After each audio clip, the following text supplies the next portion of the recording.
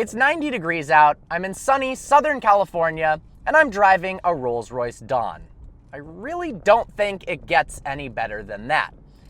Now, Rolls-Royce says that the Dawn is the sexiest car they've ever made. That's actually the words out of their mouth, and I believe it. It's got 80% new body panels as compared to, essentially, the coupe version, the Wraith, and it looks absolutely magnificent. For those that want everyone to see them driving down the street in a house-priced, elegant vehicle, and they don't need the starlit headliner like that comes in the Wraith, the Dawn is the perfect choice. There's something special about driving a drop-head Rolls-Royce. It's like driving down the highway with an extremely attractive woman next to you, throwing $100 bills out of the window. Everyone around you is staring at you, wondering, why that person? Why are they so successful? Why are they a movie star? Little do they know, I'm just an automotive journalist reviewing the car for YouTube, but you know what? Driving the Dawn, you feel like you're a billionaire, and you feel like you're rich and famous. The Dawn starts at a hefty $341,000, but because you're a Rolls-Royce owner, that doesn't really matter, and neither do the price of the options. Would you like a light-up Spirit of Ecstasy logo on the hood? Of course you do. $7,800. Do you want Cannondale wood trim, which I personally believe to be the coolest option? Not fitted here, this is just sumptuous leather, but Cannondale wood is wrapped all the way throughout the interior, and actually the wood grain has a texture to it. When you run your hand over it, it has a three-dimensional feel to it.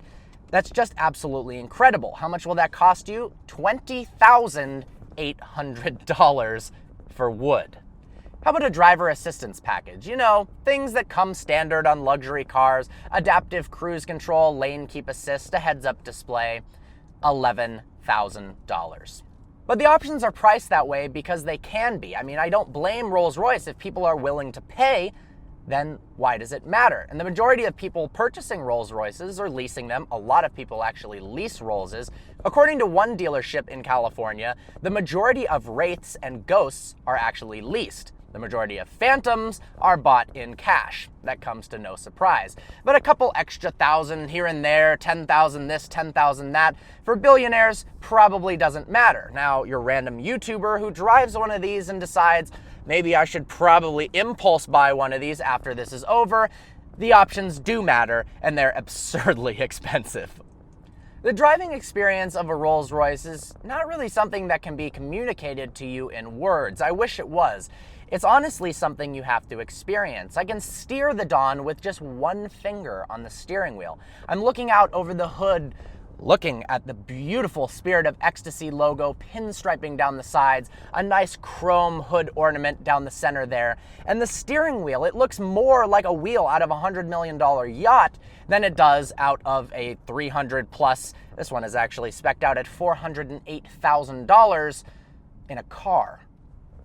In the Rolls, you don't care about what's around you. That's because it's so quiet in here, you can't hear anything other than the sound of my voice, even going under this freeway overpass.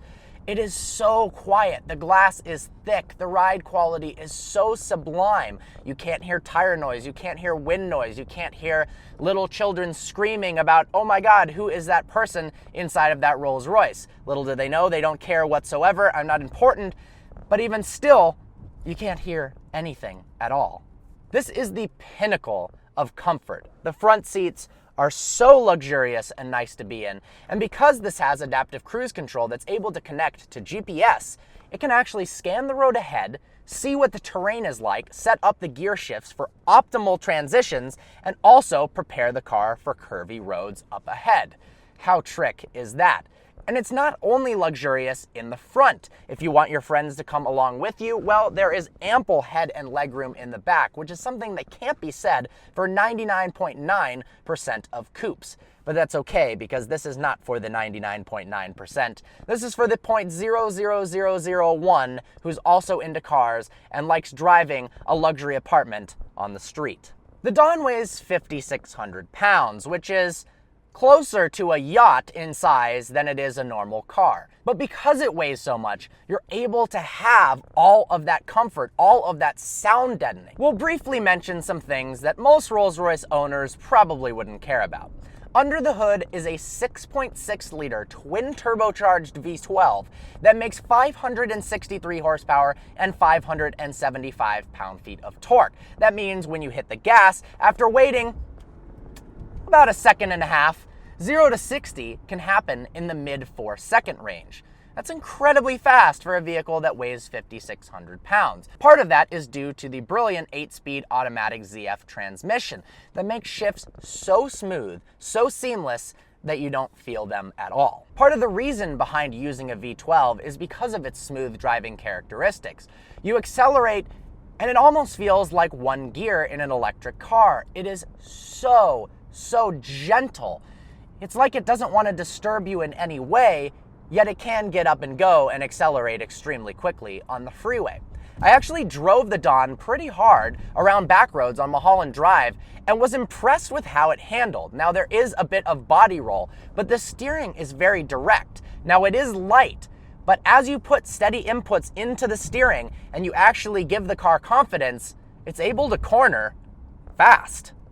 Well, because this car is extremely long, the turning radius is not that great, but that does give me a perfect opportunity to talk about some of the technology inside the Rolls. For those of you that don't know, the Rolls uses BMW's iDrive system. That means when you flick on the backup camera, you actually have pretty decent graphics. You've got driving lines behind you. You can see where the vehicle is going. And without that, it would actually be kind of a hassle driving this thing around. When you're driving it at high speeds and you're cruising, not a problem at all. But those tight little maneuvers would be challenging without the aid of a backup camera or an aerial view, but thankfully the Rolls Royce Dawn has that. Now the iDrive, it looks a little bit tacky. I'm not really sure if I like the font, but Rolls-Royce is smart. There is a button here on the center console that stows away the iDrive system so that all you see is this beautiful brushed trim. Now the controls. While it actuates just like BMW's iDrive, the actual feel of it is much nicer. And on the top of it is a gorgeous Spirit of Ecstasy logo in pearl. Oh, that looks so nice. There are some things I don't like about the Dawn. For one, the cabin temperature sensor is absolutely hideous. I'm not quite sure what the design thought behind that was. It doesn't look anything else like the rest of the interior. The customizable buttons on the front dash, they look almost a little bit yellow. They're supposed to have a nice bluish hue to them, and it doesn't come off very well. The center dash area, I wish the dials were larger. They're small, and depending upon where you have the steering wheel, you can kind of block how fast you're going. I guess if you're riding in the passenger seat, it doesn't really matter, but sometimes it'd be nice to know, considering this is a pretty quick vehicle. You've also got a power reserve, so that when you step on the gas, you let the world know, and yourself, that you are using a lot of power, and money, and power. I also have a problem with the gear lever. Now we've got a column-mounted gear selector that's easy to use, but it feels very cheap. You can move it around easily, and sometimes it doesn't feel like it's going quite into gear. It doesn't really make any sense in a $400,000 vehicle. But apart from that, the rest of the Dawn is absolutely brilliant. Apart from that, the rest of the interior is beautifully designed. Everything, the attention to detail is magnificent. I mean, look at the little appointments just on the seat or the stitched Rolls-Royce logos in the headrests. You look everywhere. There's either chrome or wraparound leather. Everything feels good to the touch, and that's what you're getting with a Rolls-Royce. This doesn't even have the high-end sound system, and it still is auditory bliss. Because this is a Rolls-Royce, there are features of it that other cars don't possess. Would you like to reduce the fan amount on the air conditioning? Well, there are these chrome cylinders located right next to the vents. You simply push them inwards and it kills all of the air conditioning. Pull them back out, and we've got air again. When you pay $400,000 for a car, why would you want to close the door yourself? Well, thanks to buttons up here on the left of the steering wheel, you can actually press and hold and the doors will close themselves. That is because we've got rear hinged suicide doors that would be a little bit cumbersome to close yourself. There are a bunch of other specialty features that I've made a specific video about. So make sure when that is released to check out the 5 insane features of the Rolls Royce Dawn, because there are aspects of it that will absolutely blow your mind. I've never been more relaxed when driving or reviewing a car than I am right now. Everything is so easy. The car wants to do everything for you. And I do applaud Rolls for the fact that if you do step on the gas, it's got some serious power behind it, and it actually has a decent amount of mechanical grip. The suspension is quite soft. It rides over bumps very, very smoothly. It's actually relaxed as compared to the Wraith, which rides a little bit stiffer, but coming out of any sort of normal car, even an S-Class coupe, it would be hard to claim that the Wraith's ride is stiff. The Wraith actually makes some more power as well, over 600 horsepower. So with that, the Dawn goes down as the best luxury car I've ever reviewed. Is it worth $400,000?